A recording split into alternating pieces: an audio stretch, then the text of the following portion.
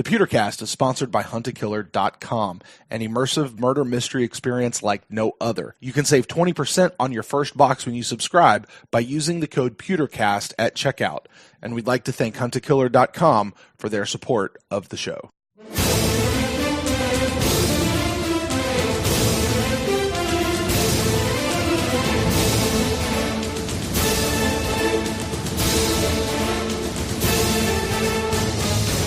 Welcome back to the Pewtercast. This is our final thoughts episode, and it is time for us to turn the show over to you guys. My name is Brent Allen. I am your host. Ren Dax, my co-host, is here with me.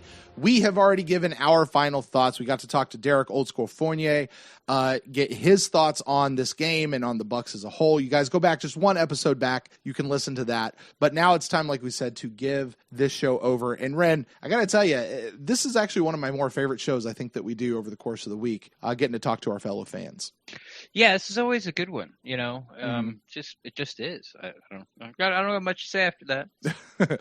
Yes, Brent, you are right, as always. You are correct. Well, the way we do this, Ren, is we typically take a look at the iTunes reviews that have come in, because some people leave us comments there as well. And then we'll take a look at the emails. We've got a handful of those to get through tonight as well. We did get one new iTunes review that came in this week. This one is a 5-star review. It comes in from Chad in Tampa. Says, great Bucs content. He says, I've been a subscriber for about a year, and you guys do an excellent job of discussing the latest news and analysis of our Bucs each week. Each morning when there is a new Pewtercast available, it starts my day off right, even if the Bucs just lost. Keep it up, and maybe soon I'll call in with a voicemail. Yes, Chad, you should. For Bucs fans, when you are reading this review and haven't decided yet on describing, give Brent and Ren a shot. You'll be happy having the Pewtercast on your playlist. Yeah, I like it. Yes, Chad, you are correct. You are correct. Yeah, I mean, that's always nice when, you know, and there are Buccaneers podcasts out there that, you know, I'm the same way. You know, as soon as it hits, like, I'm on it. Sure. And, you know, and I listen to it right away. So, you know, I'm glad that we're one of those for Chad. And, yeah, you know. Yeah, because while being podcast producers, Ren, you and I are also podcast consumers. We listen to a lot of the ones that are out there as well. So, Chad, thank you so much for that review. And hey, listen, if you guys out there, you'd like to send us a rating and review, we would certainly appreciate that and would love to ask you to do that over in iTunes or Apple Podcast, whatever they're calling it these days. It really helps the show get out there, and it helps other people find the show as they're looking for Buccaneers podcast, as just podcasting as a whole becomes more and more popular in our culture. Like it's still something that not a ton of people do. Not a ton of people listen to podcasts, but it is becoming more and more popular. And, you know, within our Buccaneer fandom, there are more and more people that are always looking for Buccaneers content, and it just helps us get out there. So we appreciate all those reviews that you guys have been sending in. All right, Ren, we got a few emails to get to, so let's take a look at those over there. Our first one comes in to us from our friend Dimash. Dimash says, gentlemen, prior to the season, us quote-unquote informed fans had a couple of major questions about Rojo's game. One was his competence catching the ball as an outlet, which seemed to be going rather well. The other was his pass protection. How has he looked in that spot? And do you think his growth is a reason that he's getting more time, aside from clearly being the better runner? Well, you can't, I guess there's a lot of ways to answer this. You know, the easiest one is that Rojo doesn't have to really do a lot of blitz pickups because Bruce Arians believes in putting 5 guys out in the route. So if Rojo's in and there's a pass play, chances are better than half that he's going to go out. But, you know, he did help pick up Donald on a play. I saw on Twitter. He was going against Donovan Smith and he bounced over there and helped out. But, you know, it was something I asked Derek on the last show, and it's like, you know, is it just his confidence? Is it the coaching staff not giving up on him? Is it the better offensive line play? Is it him learning to be a pro? And, you know, he said the latter two, which were learning to be a pro in the offensive line. And I think that's just kind of it, you know. It just took him a little while longer to get it. And, you know, it seems that he's getting it all together. Like, I don't know if he wasn't serious as he should be. You've heard rumors of that. But kudos to him for realizing that the problem was him instead of blaming everybody else and other people. And he's turning out to be he's fun to watch, man. Sure. And I mean, as you say, kudos to him, because whatever it was last year, he went into this offseason apparently very, very serious. We saw lots of clips and stuff of him training. We talked about it on a previous episode where he took it upon himself to go out and train like Walter Payton, the great Walter Payton. If you want to be the best, train like the best, I guess, do what they did. So he went out and did that. And he came in wanting, he had something to prove coming into the season. And I don't want to say that he has proven it yet, because I'm not, Dimash says that he's clearly the better runner. I think he has had some better runs, but I like what Derek said of he and Peyton Barber are two different runners. Like, you use them in two different situations, and it's kind of nice to have both, to tell you the truth. So I think a lot of it is I think that all wraps into what did Derek say? Just learning to be a pro. He's just learning to be professional, at this game. For what that is. So yeah. The rumors was that he was picked second and he went to USC and he's a big man on campus, and he just kind of showed up and was like, okay, where's my starting gig? Mm-hmm. And it didn't go that way, and he didn't really know, I guess, sort of how to handle it or fix the situation right away. But let me ask you this: if you could only keep one, who you keeping? Like right now, mid-season, I'm keeping Rojo. Okay. And the reason for that is because I think with Peyton, we know what we have. We know where his ceiling is, and I think that ceiling is much lower than Rojo's potential ceiling. And I'd be willing to bet on his potential. But again, you use them in two different situations, right? Or maybe not, but like you use them in two different ways. I guess let's put it that way. They are not the same running back. Remember when we had a couple running backs on the team, and it's like, yeah, they're the same guy. It's like thing one and thing two. Like who was it? We had gosh, I don't know. Wasn't it like when Doug Martin was still around and Peyton Barber was like the undrafted guy, like number 4 on the roster or something like that? And you're like, Peyton Barber is Doug Martin, just light or young. I don't remember exactly who it was. I can't remember. It's all starting to run together for me now. But I'm trying to think of a couple of guys to bail you out. Yeah, I mean, like Dare and Barber are pretty similar. Yeah. And then who was that kid last year that we had that everybody loved? Big running back guy. Sean Wilson. Yeah, Sean Wilson. I think I remember comparing him a lot to Peyton Barber. So, but if you only could pick one, I think I'm going to go with the guy, not because of his draft status. I just think we haven't hit his potential yet. I think we haven't seen his ceiling yet. And so I'd be willing to bet on that if I had to keep him. How about you? Yeah, it's Rojo without a question. Yeah. He just gives you more. Yeah. There's things that he can do that Peyton can't. Sure. All right. Well, that is Dimash's email.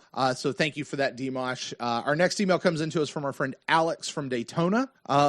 If you remember, Alex kind of double dipped on us last week. He actually sent one in like, I don't know, Monday or Wednesday, but it was still all about last week's stuff. So Alex, I'm sorry, I'm not going to read that one because we've passed all that already. But he starts out his email though, saying, okay, first I've got to remind myself to stop sending emails after Tuesday. My bad. Even though I live in Daytona, all my friends are from New York and Boston, so I don't get to talk Buccaneers. So he just sort of sends us emails throughout the week. No, Alex, send us emails whenever you want. It's just after Tuesday, make them about the next week. Make them about whoever we're facing coming up.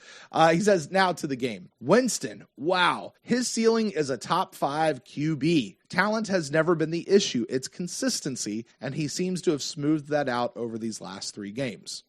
Top 5's a little high. Well, he is top 5 right now. Like in the rankings, I kept saying. And yard, is that what it is in yards? Yeah, top 5 in yards, which is good. Right. It's the same thing. It's just when you talk about Jameis Winston, like you want to see him take the next step in maturation, and I just really think these last 2 games where he was on fire, man, and it looks like he's I don't know if he's picking up defenses better or the reads that they're giving him or the progressions they're giving him, he can do it better. I think he's figuring out NFL defenses. He's looking and seeing the field better than he ever has. Mm-hmm.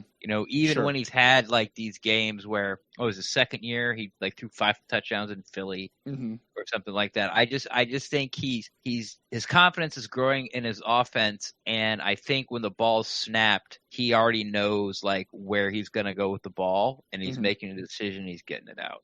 Yeah. And I got to ask you this, Ren, just to bring it back up, since it kind of was a thing at the top of the season. Remember right after the 49ers game, I know I had said, and I don't exactly remember what you had said, but I had said, hey, I'm kind of off the Jameis Winston hype train. Like, he's going to have to earn my, not my respect, that's not the right word, my confidence, my trust, back.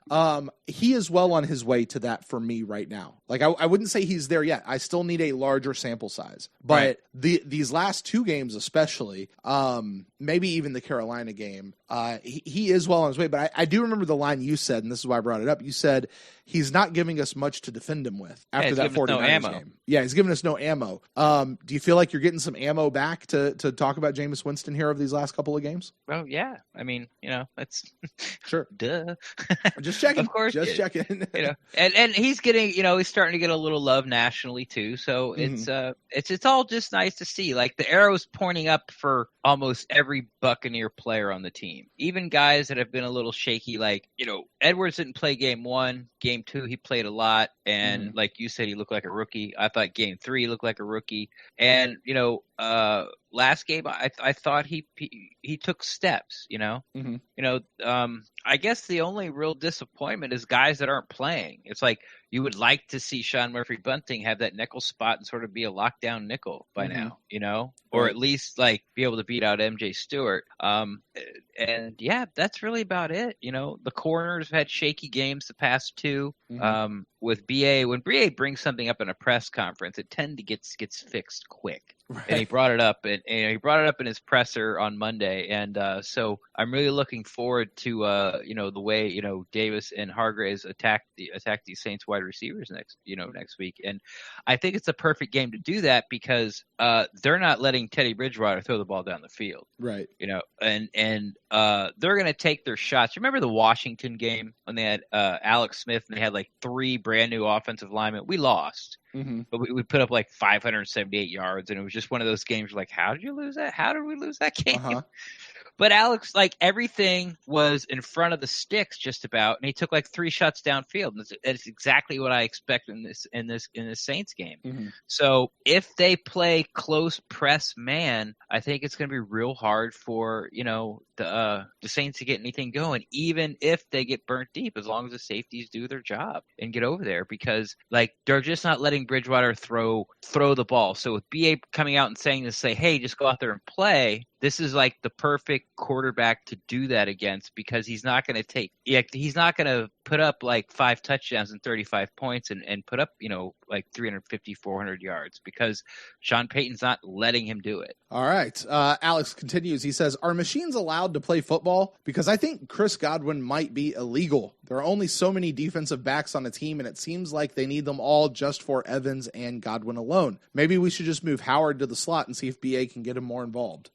Well, where Godwin had most of his success against the Rams was good scheming, putting him in slot. The Rams slot receiver is like 5'7", and Godwin is not.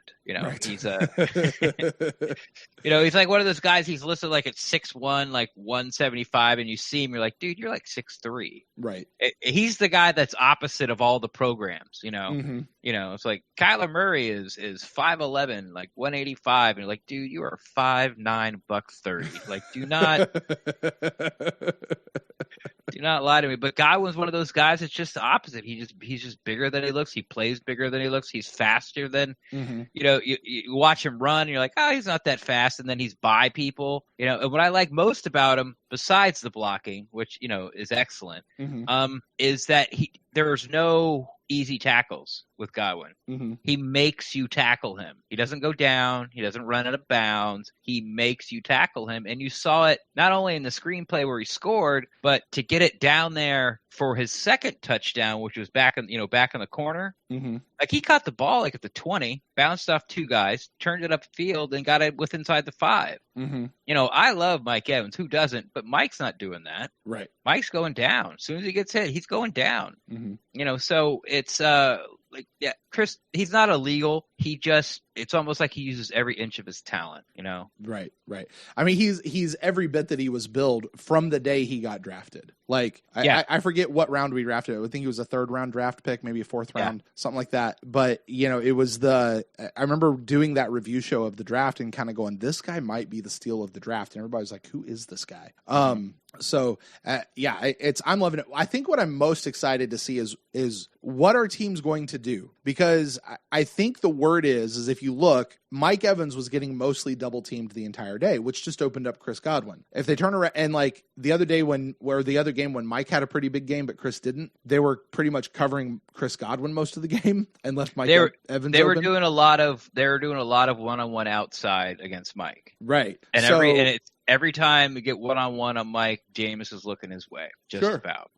I think Jameis said, he said that long touchdown. I think Jameis said that was the only time all game they left him one-on-one. So we went for it. Mm-hmm. And, So you get but what's going to happen when they start double teaming them both? Well, then I think that's when you're really going to see that tight end game open up quite a bit. Yeah. And even with that, then you still have the runs. I mean, it's going to be a lethal combination. I don't know, Ren. Maybe we will score 55 points every single game. Shit, I don't know. No, we're not going to. Cut down the mistakes, man. I mean, we had no penalties on the offensive line. Right. Against were there really? There was none? 0. Wow. That's great. Yeah. That's great. So, you see how doing that doesn't kill drives. And, the way that Barber and Rojo are running the ball, like they're not taking negative plays. Like almost every play the Bucs run on offense the past couple weeks has been a positive play. There you go.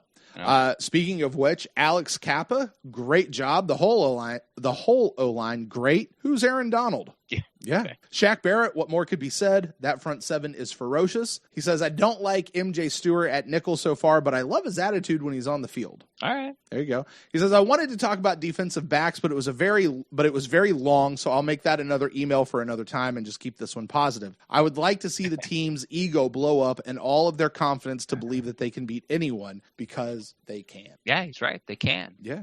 The talent's there, and we've said that for years though, Ren. Yeah. And we said this year, we're going to find out real quick which one it was. Right. Was it talent or coaches? And, it sort of seems silly to say that when, we're 2-2 with, a really bad showing by Jameis to lose a game and then blowing an 18-point lead to lose another game.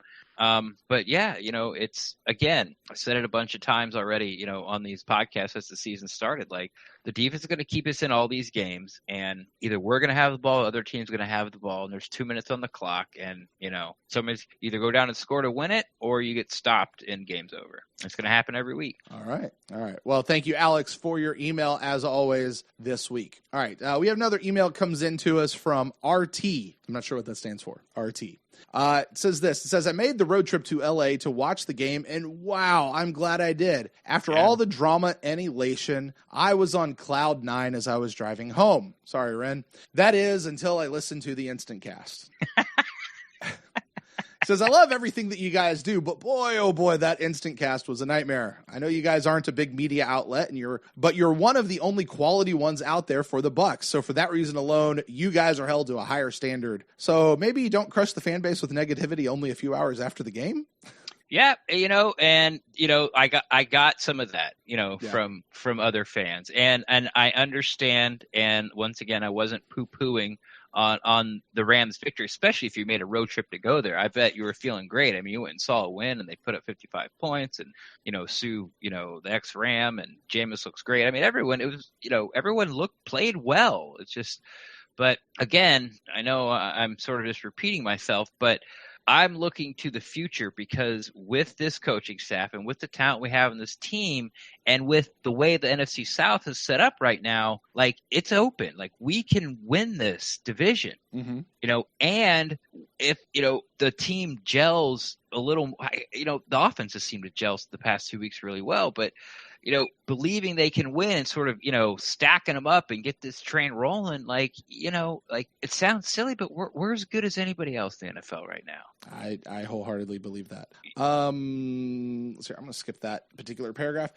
He says, all that kind of stuff. Says that being said, Wren is absolutely right. We have a real problem in the secondary. The front office stressed speed on defense, but all the corners they drafted are getting toasted on anything horizontal across the field, which is exactly where speed should come into play. But I'm not totally doom and gloom about the defense, because although we're getting toasted, we're getting results in one of the most important areas: turnovers. Getting a lot of turnovers can mask a lot of inefficiency in a defense and make total yards and touchdowns given up irrelevant. The Bucs gave up a bunch of yards, but won the turnover battle, and guess what? They won the game. So I'm not really that worried. Anyway, love what you guys do. Keep it coming, and maybe, just maybe, leave the negativity and the bottle for the day after the game when it's a win.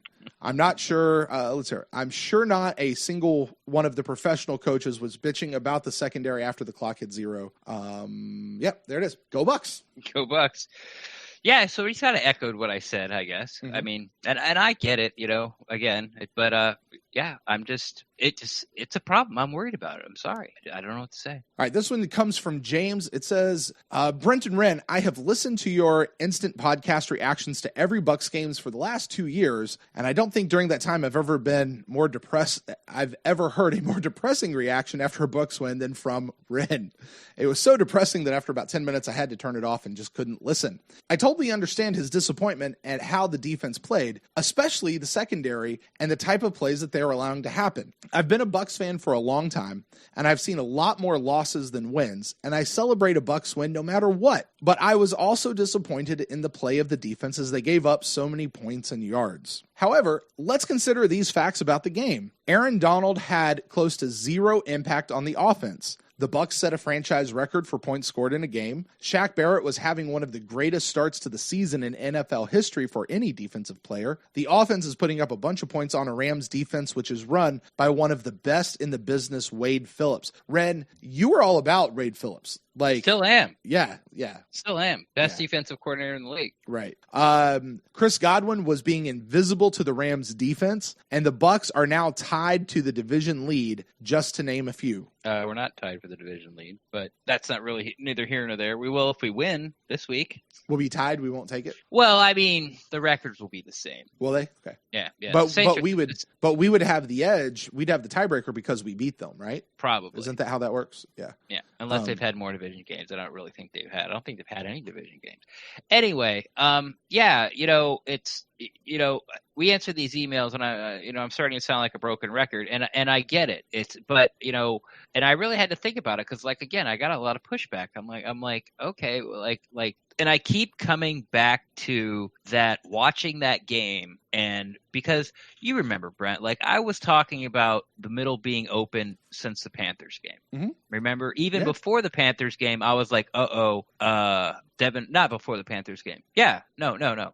So at the Panthers game, I even said after that on the Instacast, I'm like, I was really proud of Minter, but let's see going forward about how he does in pass coverage. Mm-hmm. Can he cover these tight ends? And so I've been talking about it since then. And then it happened again against the Giants, and it happened again with the Rams. So it was a good game, and of course I'm happy we won. But again, looking forward, which it's hard because we've lost so many games for so many years.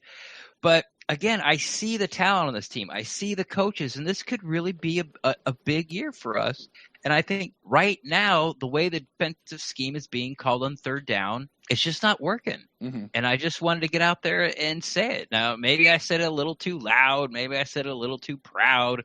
But, again, we want to talk the offense. We talk offense. Everything's great on the offense. Mm-hmm. Just about everything was great in the offense, in the Giants game. Everything's great about the offense, the Rams game. I'm super pleased about everything. Rojo, offensive line, receivers, Jameis, the defense, the front seven. It's just that middle of the field did cost us the Giants game, almost cost us the Panthers game, and almost cost us this Rams game. Yeah, and I don't think that I mean, for the other side of this, I don't think that any of our listeners are disagreeing with you. I mean, I think, in fact, if you listen to what everybody has said, yeah, we hear what you're saying, and you're right. You're right. let's just not talk about it then. Like, we were reveling in the victory of it. I think that's probably where a lot of that is coming from. And that's fair. That's fair. Yeah. So that being said, James finishes up, says, I hope the Bucs go to New Orleans and kick ass this coming week as they continue their journey on this crazy road schedule. I mean, time to keep the faith. Oh, I'm sorry. In the meantime, keep the faith in Todd Bowles fixing defensive problems with a young secondary and an offense that is on the roll. Go Bucs, Jim from South Carolina. Yeah, he's right. If there's a staff that's been here in the past, I guess since Gruden left, this is the staff that can fix it. There you go. But I would like to have seen it fixed by now. Mm-hmm. It's just that I don't know. I keep on beating a dead horse. Like, he's right, but it still doesn't make me feel any better. All right, our next email comes in from Chris. It says, Peter, guys, what a victory on Sunday. Number one, the secondary has to improve. Not sure what's going on back there, but covering 68 throws is a tough thing to do as well. Number two, Bucs defense forced 4 turnovers, 3 of which were a result of Zach Barrett. This guy has been incredibly hard not to talk about him every week. He has just been disrupting the line of scrimmage, swallows the run up, and has an instinct on what's going to happen, which tells you he's paying attention in the meeting room, and he stays in his rush lane, and he's preparing for his opponents. Yeah, he's got a plan. Mm-hmm. That's, I think, the most that's working for him right now is when he lines up every play, he's got a plan on how he's going to attack the guy in front of him, either be the left side or the right side. Mm-hmm. And, it's working. And, that has to do with film study and all those type of things. So, it's something that's not talked about a lot, with sort of these pure pass rusher guys, but it's not all scheme. It's like when you get your one-on-ones, you have to have a plan. And, and at the chess match throughout the game is about setting your guy up for later moves. It's not like we saw Noah Spence. All he had was outside. He's not on the team anymore. Right. Number 3, Matt Gay rebounds 9 for 9 with field goals and extra points. Way to go. He now needs to sign a contract with Old Spice or Degree. Competing deodorant companies from Secret Deodorant. Oh, gotcha. Yes. Nice. Yes. I like it. Number 4, this O-line can't get enough credit each week. I see improvement from Kappa and Donovan Smith. I was really worried about Dotson because my brother-in-law saw him at the gym on Tuesday after the Giants game and said he could barely walk. Yeah, I'm pretty sure even the youngest of guys who play, 50 to 70 snaps in a game can barely walk the next day after the beating that those guys take. So, and Dotson's no young chicken, so yeah, I wouldn't worry too much about that. I really wouldn't. He's just getting his body back right, and he'll be fine. That's why they get the day off. Number 5, Jameis Mother Ethan Winston. He is rolling in this offense, and he's just getting started. 6, Rojo likely will and should get more carries this week, or as the weeks go on, and he needs to be better at pass protection, which is probably why he's not the starter now. But I just can't wait to see him improve each week. It's Bruce Arians came out. I think it was either today or yesterday in a press conference, and he said, "Listen, Peyton's going to continue to be the starter, and the second series is going to continue to be Rojo, and they'll gauge it from there, and they'll ride the hot hand after that." So, I think that's going to be their plan. It's not so much a one starting over the other. I think it's throw Peyton out first, throw Rojo out second, no matter what's going on, see who's got it better, and then go with that guy. This past game, it was Rojo. It could be Peyton this week. Who knows? So we'll see. We'll see. But I don't know that Rojo starting second has much to do with his pass protection as much as that's just the way it's set up for right now, I would think. All right, number 7. I really think with Ryan Smith coming back that I would like to see VH3 move to the slot instead of MJ Stewart and have Ryan Smith on the outside mainly when it's third down. Stewart is a liability and just doesn't have the speed. Hopefully Jamel Dean or Sean Murphy Bunting are improving and can get in there sooner rather than later. Mm-hmm. What do you think about VH3 coming down to the slot? I don't know. Like, I don't really know where the problem is. I know that I feel like MJ Stewart hasn't played as well as I saw him play in training camp, but it hasn't been egregious. Mm-hmm. I felt like they were targeting him a lot in the Panthers game. They sort of found their weak link there. Mm-hmm. But he hasn't really stood out so much in the Giants game. The only really reason I gave him a skull for the this last game against the Rams is because there was, early on, I know as the game got in the fourth quarter, they were attacking the outsides, but early on there was lots of crosses and stuff, and I kept seeing MJ Stewart there.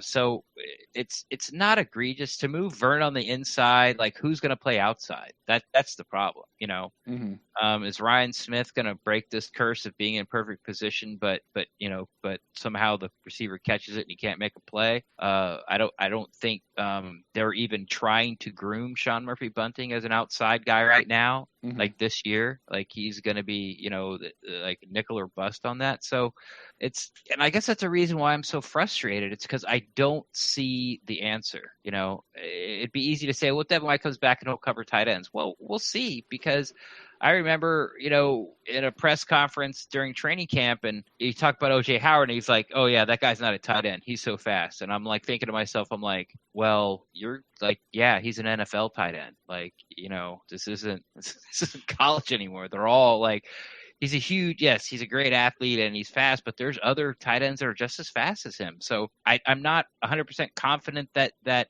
just when Devin White comes in, that middle's going to shore up. So I'm not confident either. I got to be honest. I'm not confident with Devin White either, because to be quite frank, from what I did see in training camp, the handful of days that I was there, from what I saw in the preseason and from what I saw in the few games that he was in, he hasn't stood out to me. Now that might be a good, that might be actually an okay thing. Like, you think the O-line, like if they're not standing out, if you're not talking about them, that means they're doing their job and things are happening. That may or may not be the case with Devin White and what he's got going on. I don't know. You know, I just don't know. But I'm not confident that with Devin White in, that's going to come in and fix everything. I mean, I posed that question with Derek on our last episode. Would Devin White make up that difference versus a Kevin Minter? And we just don't. It's hard to see because Kevin Minter is playing really well, right? Yeah, especially against the run. Exactly.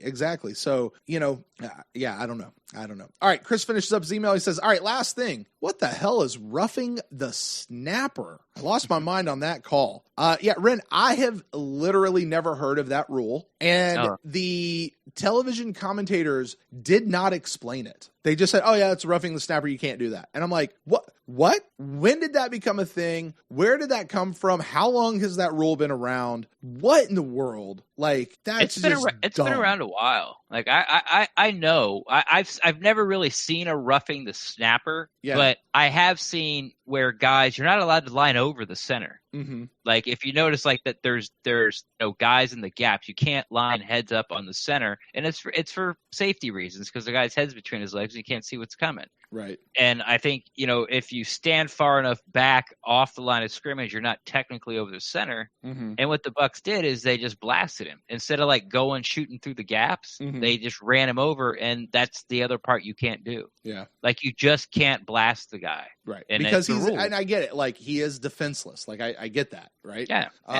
So it's just a rule. I've just never, it was so like, oh my gosh. Like, did you know that you can get a ticket for following people too closely? Tailgating? Like on the road? Do what? Tailgating? Sure. You can actually get a ticket for that. Yeah, and you know how I know? Because I got one. And you know who I was following? The cop. That's a story for another time. He actually pulled over into a turning lane, waited for me to pass, and then got behind me and pulled me over. I was so pissed. But I will maintain I was not any closer to him than he was to the person in front of him, because it was like this long train on a really slow road. Anyway, I might have taken that to court. Yeah. Just for the hell of it. You know what I mean? You're right. All right. Anyway, we're not here to talk about my past traffic transgressions. My friend got a jaywalking ticket once. Oh, really? Yeah. Oh, gee. He crossed the street in front of a cop, and I guess the cop was having a bad day. Yeah. I got pulled over by the same cop twice in one day. Nice. Yeah. I'll tell you again. I'm not telling you that story now. All right. Next email comes into us from Andy. This is Andy from the UK, not the University of Kentucky, but our friends across the pond. And I will not try to do this in an English accent, my fake English accent. You're welcome, Andy. Good day, mate. Yeah. Shrimp on the bobby. I said not fake English, not fake Austrian. All right. Oh, you mean Australian? Austrian. You got it. All right. I don't even know what an Austrian accent is. It's like German. Yeah, but all right, bringing it back.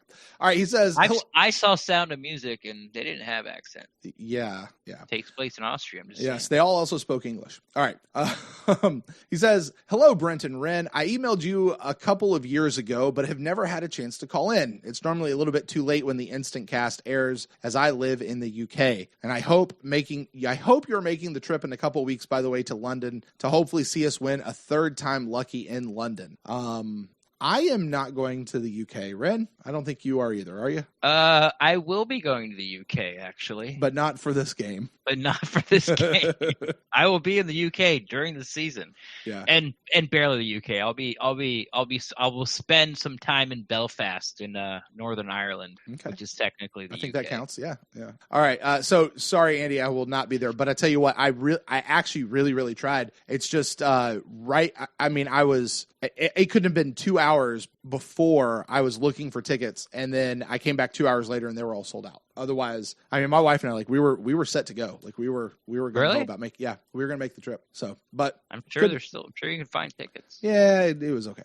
Anyway, he says, it's been a great start, I believe, to the season for us. It's not been perfect by any means, but my God, so many improvements have been made. And as Ren pointed out on the show on Sunday, especially, he says, it's not been perfect in any way, but my God, so many improvements can be made. As Ren pointed out on the show on Sunday, especially with the defense. I actually tweeted Ren about the negativity right after the game, which I couldn't believe as I was so much on a high with the result. But after watching the highlights on Game Pass, I have to agree, but still disagree in a way. The secondary looks really lost, but I don't feel like it can't go anywhere, and I don't feel like I did 12 months ago when Mike Smith was running the show, as the defense then looked clueless, whereas now we have 11 more weeks for Todd Bowles to put a stamp on things in terms of improving it, and we know that Todd Bowles is a fantastic defensive coordinator, so I trust him to get it right eventually. Ren? I agree with everything he said. There you go. Regarding the offense, we've had these pieces for so long now that it finally feels like every piece is turning into the complete puzzle, which is a fantastic feeling,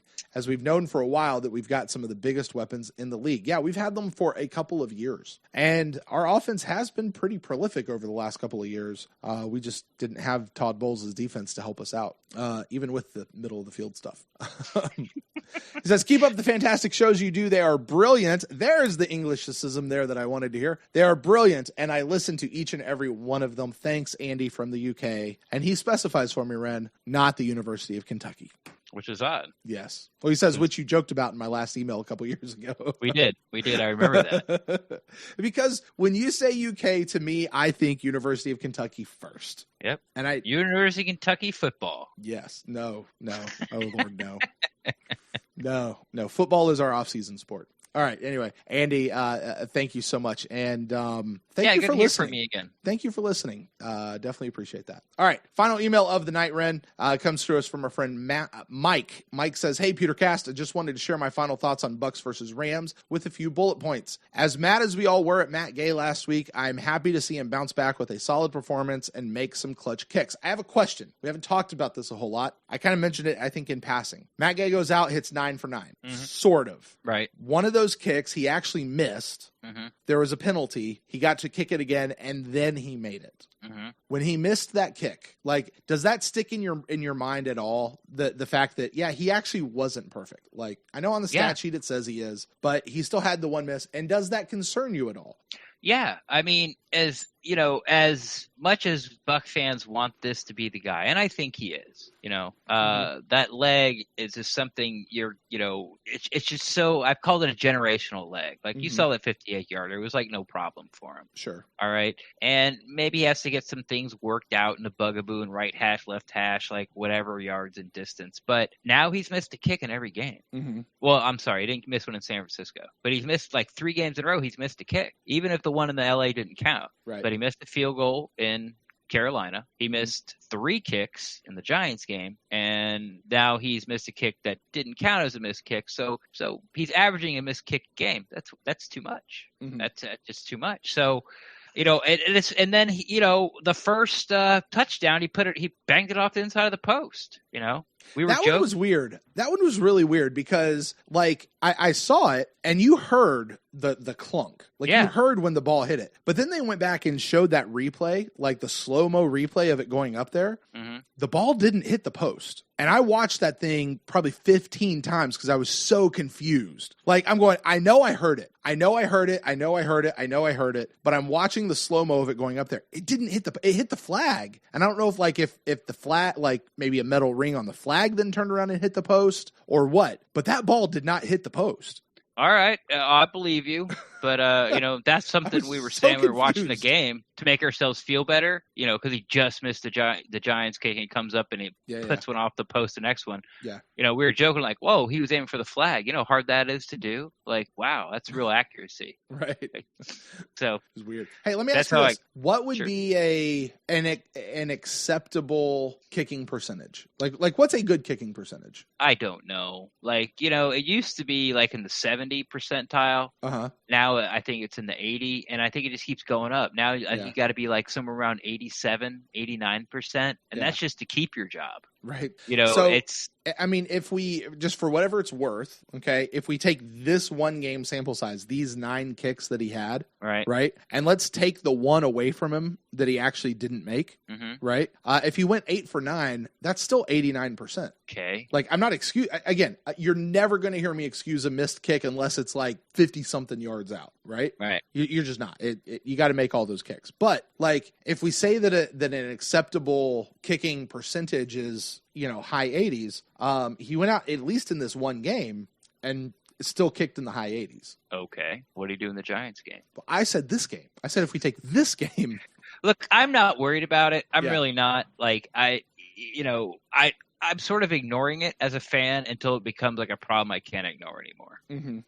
But he has missed 4 kicks so far, and it's a problem.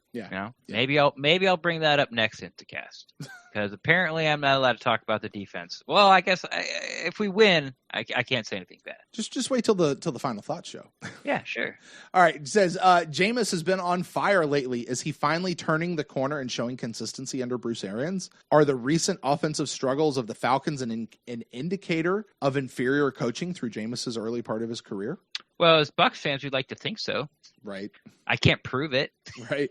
Did you see there was a meme that was going around that had Matt Ryan kind of like with his head down and kind of shaking his head and just going it said something about like he's had so many yards and so many passes and so many whatever, and he just he's like second in the league in yards. Yeah, like they keep losing, and then like there's a picture of Jameis looking over his shoulder smiling, and the caption reads, "I feel you, bro," or something like that.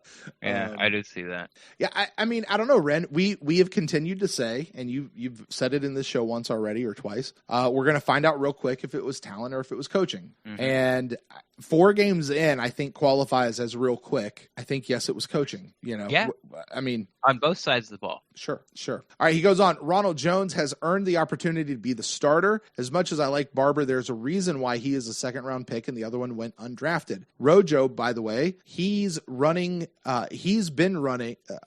Rojo, the way he's been running gives us a respectable and dangerous run game that sets up play action like the Mike Evans touchdown. We talked about that a little bit, I think, in a previous email, distinguishing between the two, and with Derek quite a bit. He said, still, I'm very concerned about the secondary as a whole. They're very young, and I understand Goff made 68 passing attempts, but make a play. Considering the crazy amount of highly drafted secondary players, I can't help but be worried. I love the podcast. Ren, try to be more positive after a Bucs win and not completely kill the mood of the instant cast, will you? Love you guys. Mike B. Yeah, point taken. You and the rest of the universe. No, I'm not. I'm not banging on you, Mike. I get it. I just looked at Matt Ryan's stats. He leads the league in yardage. He leads the league in interceptions, and he's top 10 in touchdowns. And what's the Falcons' record right now? 1-3. Man, doesn't that sound familiar? It does. That sounds so familiar. It does sound so familiar. Yeah. All right. Well, Ren, that is it. That is all of our emails. That's our show. There's not one more that wants to talk about what a positive person I am. Well, there's that one I'm not going to read. So, Okay. All right, Ren. With that, man, I'll give you a chance. Any last words from what people have out there, or just go ahead and tell people where they can find you on the internet? Last words. Nope, I think I'm good. Best place to find me on the internet is on Twitter at Rendax, REN_DAXT. I'm always down to talk Buccaneers football. And if you guys want to get in touch with me, you find me at Brent Allen Live across all the social medias. And the show is at the Pewtercast on Twitter and on Facebook. And you can email in to us, just like many of these fine people did tonight, to thepewtercast@gmail.com. We will read that on a future episode of the Pewtercast. Hey, listen, guys, coming up this week, we have our Buck in the News show. That'll be coming out here at the end of the week as everything wraps up with Buccaneers, with practices, with all their headlines, with their injury reports, as we really look at the Saints game and begin to focus on that game. And then, of course, Sunday night, you guys can catch us for the Instant Cast. Will it be happy? Will it be sad? Well, who knows? We'll see when we get there. That is a show that is all about our instant reactions, whatever they may be. So you guys can do that and join us live at youtube.com/the Pewtercast. You guys go over there right now, actually. Subscribe, click the little bell icon. You'll get an email as soon as we go live, so you don't even have to worry about it. It'll tell you as soon as we're there. So with that, Ren, we'll go ahead and get out of here for this week, as we have now put this Rams game to bed, and we never have to talk about it again. So with that, I guess we'll close out the show. As always, go Bucs.